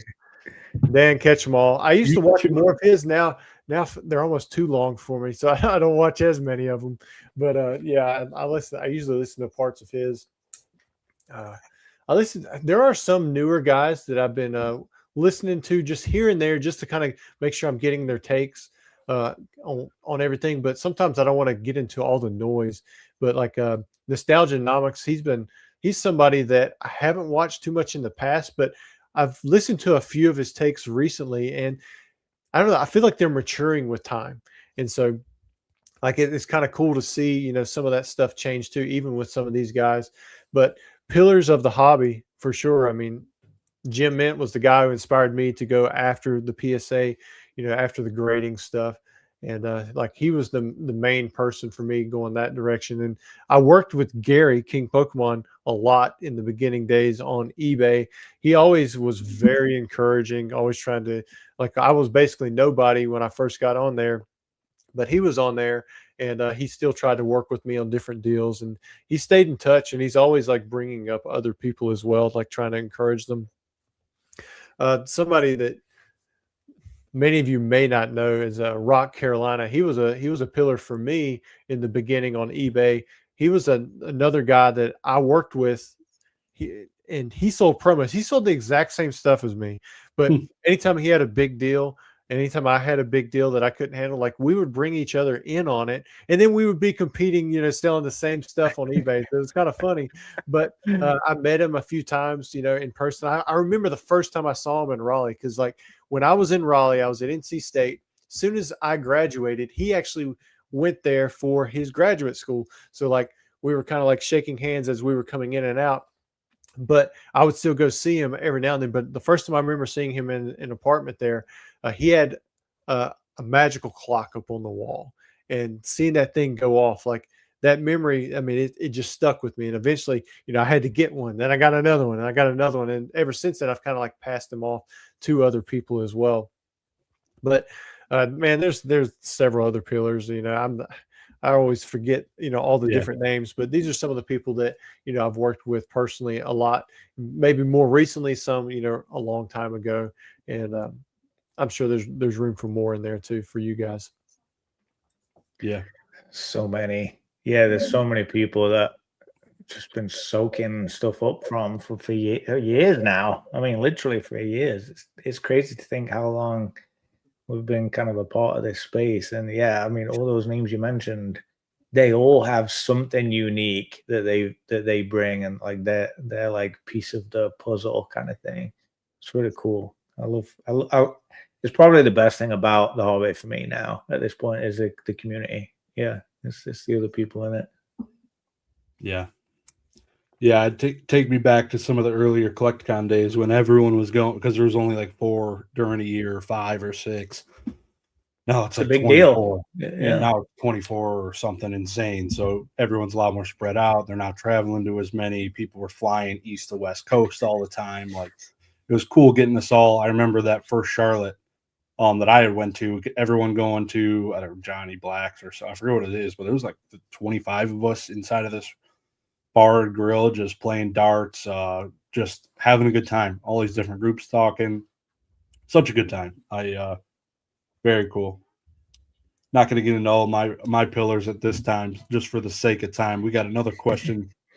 Mr. Peeked at You coming in. I think he's talking about this for his own gain, but we'll see. When do you think Worlds cards stamps under 1 to 4 are going to have their day? I see them as Super Bowl rings of the hobby, but non 1 to 4 are cheap. Yeah, it is one of those things where it's like you think that they would have popped off already, but a lot of it, people think of the majority of the hobby that interacts with the cards. There's going to be cards coming from packs or some kind of promotional release or box. It's not so much just this one event that happens in a year, and that's where these cards are exclusive to. A lot of them have the exact same artwork, they just have a different stamp, if I'm understanding your question correctly. Because yeah, you have the trophies, the 1 through 4. Those are pretty iconic. They're pretty expensive, but you would think that even those would be more expensive than they are for how exclusive and how like scarce they are.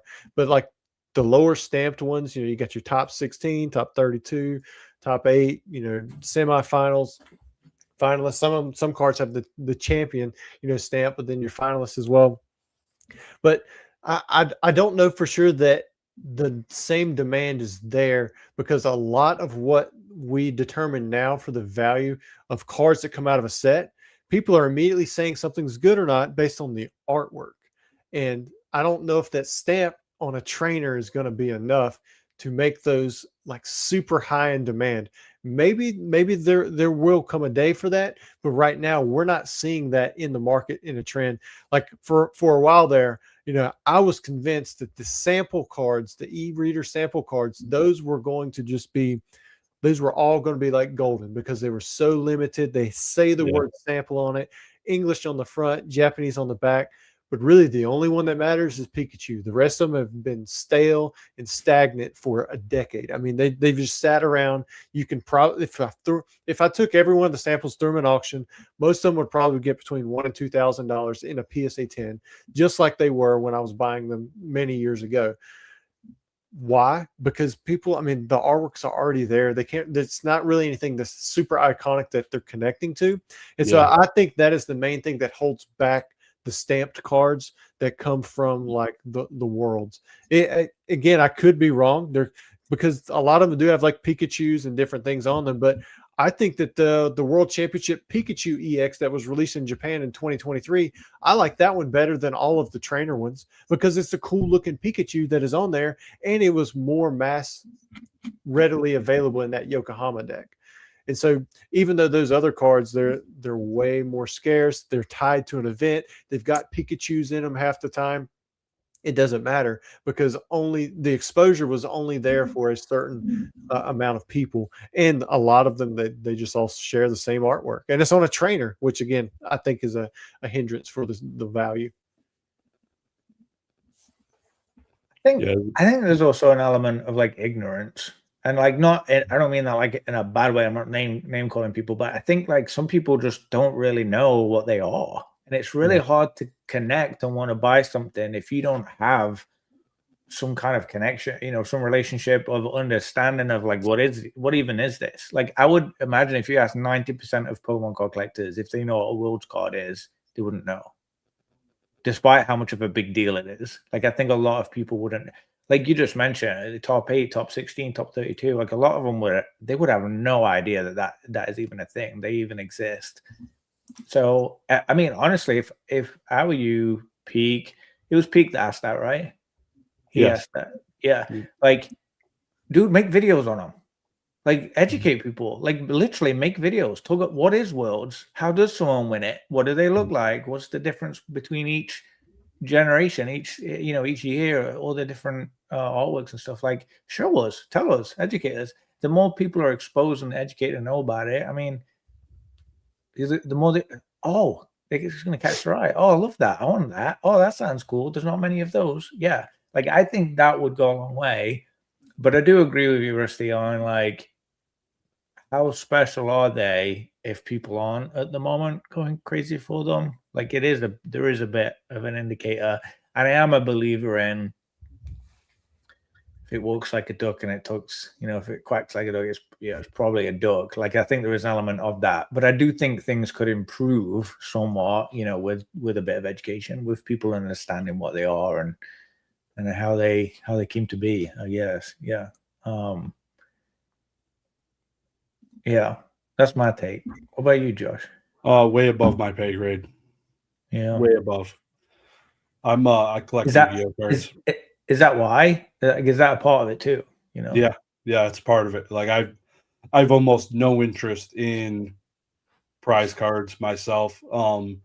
If I did get a prize card, honestly, I know CGC has done it. Maybe I've seen Beckett, maybe PSA started doing it, but putting the winner's name on the slab, way cooler than not having that. Like, no contest. Give me that 9 out of 10 times. Knowing that there's actually a person behind it, I can look back on the event and be like, oh, this is the guy that won this second place with this deck. That's very cool. Similar aspect in the Yu-Gi-Oh side, like prize cards. I have a couple of prize card stuff from Yu-Gi-Oh side, and I have the connection to who the person was, who won it, and stuff like that. It's really cool. I like the thought of a played Yu-Gi-Oh card that was a prize card because they were really, really good and they used them in their decks because the cards were busted. And it's cool to have like a played version of that because somebody won this and then put it in their deck, which is insane. And now that card's $10,000. Still is crazy to me. So, yeah, I like prize cards a lot, but I also dislike them just because it's not really my thing. But well, let me ask real quick: do you still have the jumbo dandelion? no, I sold that. I think I remember you potentially selling it, but that was a prize card technically, wasn't it? Yeah, I still have the jumbo card trooper, but not like I never was a dandelion fan. So yeah, cleared that out. Yeah. Oh man, you said the jumbo prize card. I would love to have the band STS Sneasel, the jumbo one, or the jumbo Dark Raichu. Who's got it? There's a guy on Instagram, I think, that has 3 of the 4. Wow. But there's only like a few pictures on the internet of those and they're just connected to an event that I remember learning about when I first got on, and I was like reading about Pokemon on old E4 threads and stuff, or when at cookiegem.net. Oh, that takes me back. It'd be like, that's kind of the main reason I love that pre-release Raichu. That's the one that was in the picture. That was the legendary myth, like that was the one that was imaged, that come up. And even though I guess it's now the second lowest grade out there, like I prefer that one over the 8 just because of the story that goes with it. Yeah, it's huge. Very cool. So I didn't realize that jumbo card says pre-release on it, the jumbo Raichu one. There's a Dark Raichu jumbo card, but there's like a band STS jumbo Sneasel, and I think there's 4 of those that are out there that were connected to an event. One guy ended up picking up 3 of them, and then the other guy who has the 4th, I'm pretty sure I was having a conversation with him on Instagram, but nobody wanted to sell. So maybe one day it'll pop up in an auction somewhere. It's like a 6 foot tall card. It's not like a regular jumbo card. That's insane. That's crazy. Go down the rabbit hole, see if you can find the pictures on those. Yeah, I'm sure they're on STS Sneasel jumbo. Yeah, I don't know if I've ever seen that. That's insane. Wow. Is it card? It's card though, right? It's like I'm guessing it that big. It'd have to be a pretty thick card. I'm pretty sure. Yeah. Wow. Yeah. Got one more. It might be a meme, but my guy Shug Nasty. Shout out his podcast, Weekly Weedle. Rusty, what do you think? Buy vintage low pop now, or are we waiting? I mean, it depends on your price. Like if I could find somebody to sell me a base set 2 Wigglytuff for $30,000, I'm gonna buy it because I've got a buyer at 50,000. So I mean, I think if you're buying it just to flip it, you better have that buyer lined up. If you're buying to sit on it, you better prepare for the long haul just in case some of the stuff retraces, because you definitely don't want to leverage yourself when you're spending a lot of money on low pop vintage. Now, maybe you're referring to some stuff that hasn't popped off yet, but for the most part, a lot of stuff has popped off already. Yep. There's not much vintage that people don't know about at this point, right? Like, it's been around a little while. There's a lot of people talked about things and showing things. Yeah, I feel like for me, I think a lot of the older stuff is pretty optimized unless you can get it at a cheap price, which is basically what you were saying. I would say, like, you got to get it at a good price, really. I think optimized is the correct use there for this, because there's a lot of stuff that people don't know about that I think should be optimized more that isn't. Kind of going back to his conversation, like Pikachu was talking about the stamped cards from Worlds. I mentioned the samples, but like I recently bought in an auction a TMB bilingual executor PSA 9 for like $9,000, and to me, that's like way low. Like that's an actual retrace on a card in this booming market. To me, that's something that's really scarce. It's tieable to an event. I mean, it's a really sought after card.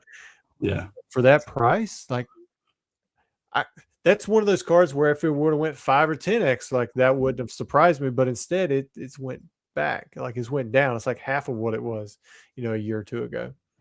Yep. Are you checking auctions daily? No, not on that. I mean, it's not going to come around daily. I tried. Just in general. Like, is that like a daily thing? You're checking auctions, seeing what things are listed, or are you looking for real specific things? So for me, if I see it sell in my store, then I've checked it. But other than that, unless somebody puts it up in a story on Instagram, there's not a ton that I'm checking like that. I mean, there are some people that post a lot of the low pop stuff like Poke10s and Grail Chaser or whatever. I think that's what it is, Grail Chaser. They put some cool sales and stuff up in their stories, and I'll see it. I like watching the Z&G sales as well. He kind of throws his big sales in there, and it's interesting to see that stuff. But I'm not necessarily looking up anything in particular and following it on a daily basis. Would you say you follow, though, like when Golden does a Golden 100 or Golden, like the signature auctions or Heritage Signature, you usually checking those out? I'm checking them out if I see stuff I want to buy. Yeah. As soon as I'm outbid, if I can't win it, I just go on about my day. Right. Whatever it's going to end at, it's going to end at it. And if it's something amazing, I'm probably going to hear about it from somebody else. Definitely. Yeah. Yeah, man. I think the last thing on here, I don't know who got this guy a Gengar, but Jasco1027 gave us $5 for it. So I'm guessing one of you guys gave him a Gengar because it wasn't me. I do sell Gengars. I can't think of giving anyone a Gengar, but so I'm guessing it was probably you. Yeah, by process of elimination. Maybe it was a Cosmos Gengar. I don't think I've had a vintage Gengar sale. I'm trying to think. And we'll wrap it on this last question just for the just for my boy Josh here, a dude, man, bro. Any cards you guys can think are being slept on at the moment? What's a play right now, Rusty? What's something you might have said it earlier in the podcast? I'm curious what your thought would be. Cards you're grading right now. Well, it's not really anything new. Yeah. What is that? But I'm still setting back decent numbers for the Charizard UPC promos, the V Max, and the V Star. Godzilla Zard. That and I like the Mew from the 151 PC. I still have all of those just kind of set back. I'm selling some of them in lower grades here and there, but I've got a lot of them that I'm just sitting on, and it would not surprise me if supply eventually runs out and then we see it, those things catapult, because I think the artworks are great. I think that people can connect to the product itself, and it does have an element of like difficulty to grade in just the regular PSA 10. Yep. I love that Mew. I love it. Everybody loves that Mew. Mew. Nobody dislikes that Mew. Like, it's just, yeah. Yeah, I've never heard anybody say that they don't like it. No, it's fantastic. Absolutely fantastic. Yeah.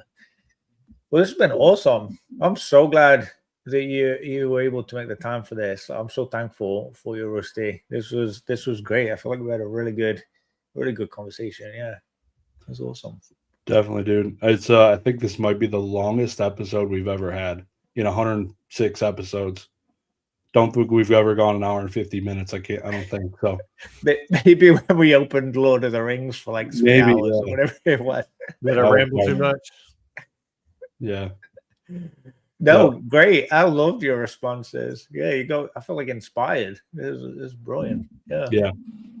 No, it was awesome, dude. Appreciate your time. I look forward to continuing to watch your success in the hobby. It's been awesome. Hoping maybe if I'm in Charlotte, I'll see you again. That'd be cool. Hope you make some more Yu-Gi-Oh videos, man. I want to see some more of that collection. I feel like I see more of your Yu-Gi-Oh cards through Ruxin when he posts his videos saying, "Oh, I got this one from Rusty and this one." Like, I'm like, come on, Jesus. Yeah, I sold a Gate Guardian for 5,000, and it's like, man, I was just buying these things for 1,000, So I don't know. I do have some things coming in for Yu-Gi-Oh. I bought some of the stuff off of Geezy. Yeah. From Gezi, yep. I don't know how to say it. Yeah, I say Gezi, but tomato, but who knows? Who says tomato? I probably Dan Catchmall Collectibles. He's a strange dude. Yeah. But all right, man. I appreciate it. We'll wrap on that one. Appreciate all the people in the chat. You guys are legends coming to hang out with us on a Wednesday night. So 2 weeks, we will have Dan Catchmall Collectibles live here. I don't think we have anyone next week, but we'll be here. The plan is anyway. So tune in. Appreciate you guys. Thanks, Rusty. Thanks, Josh. See you, everyone. Peace. I had to give Dan the stray at the end there.